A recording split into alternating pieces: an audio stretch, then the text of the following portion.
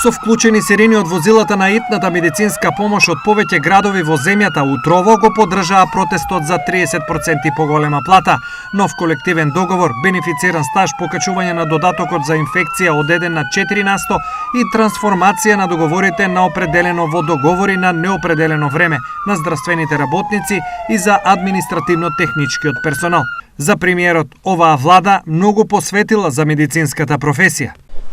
И ако погледнете се она што е направено, платите на специјалистите се зголемени за 40%, платите на докторите исто така се зголемени, на медицинските сестри, на немедицинскиот персонал, и тоа за прв пат во таков износ како што го направи оваа влада.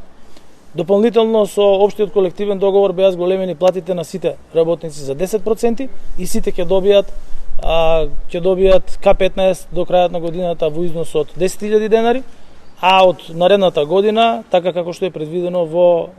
општиот колективен договор кој што го потпишавме со ССМ. Дополнително дежурствата се платени на многу повисоко ниво,